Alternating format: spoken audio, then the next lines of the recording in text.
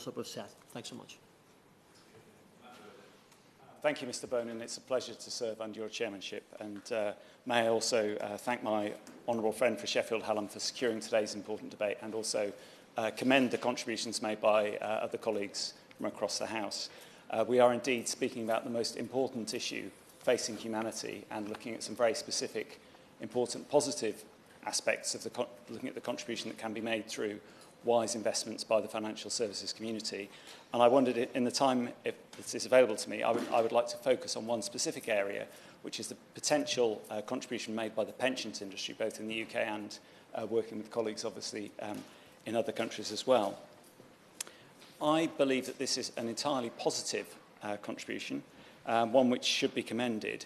And I wanted to also thank and praise the work by the Minister who I used to shadow, the Right Honourable Member for Hexham, who took me to a site which is a fantastic example of this type of positive investment, where solar farms are being built on reclaimed land, which previously was a landfill site. And I think that this particular investment illustrates the enormous potential within the UK for onshore wind and solar, and the potential benefits in terms of reducing carbon emissions and using pensions investments in a highly constructive way to support and protect the environment and to drive this important agenda.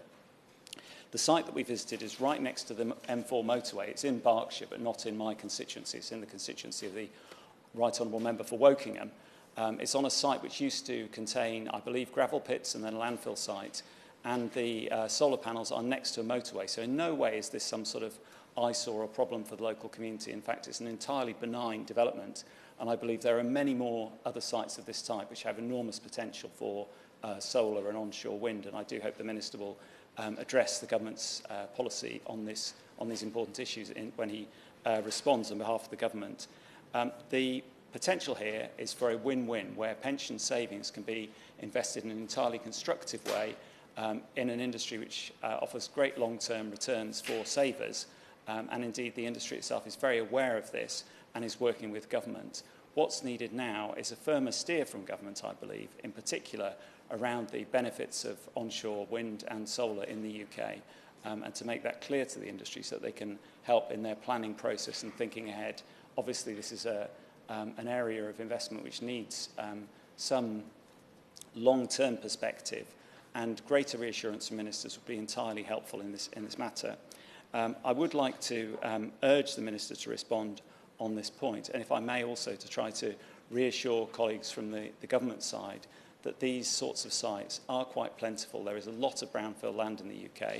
There are lots of other sites where solar and wind need not be any kind of visual intrusion to the local communities, and indeed may well be welcomed by them as a source of green energy. And in terms of the contribution to pension savings, there are funds who are actively looking for this sort of illiquid long-term investment which can provide a reliable return in the future, and this sector is just the type of investment they are looking for. They are looking at other similar sectors such as social housing and other forms of infrastructure, but I believe there's particular value in investing in green energy, and it would be wonderful if the Minister could do more to reassure this sector when he responds today, and in particular to try to move on from the rather negative comments which have been made by some of his colleagues about onshore wind and solar, which I believe have an enormous contribution to make. Obviously, they're cheaper to deploy than offshore solutions, and they have the ability of the advantage of greater accessibility. They're nearer often to the grid. In the case of this particular site, it was right next to a line of pylons running across the country, so easy to plug into the grid. And there are other sites in other parts of the UK which are similar. So I do hope he will come back on this point. I appreciate that other colleagues may want to contribute, and indeed my honourable friend is due to speak for the opposition. So I would just like to sum up by urging the Minister to be clear about the government's intentions on onshore wind and solar. These, I believe, do have an important can make a very important contribution to this vital issue, and there is a real desire on the part of the pensions industry to see that change from government. So I do look forward to what he's got to say, and I hope he will be able to reassure us and constituents across the country in his remarks this afternoon. Thank you. Alan Brown.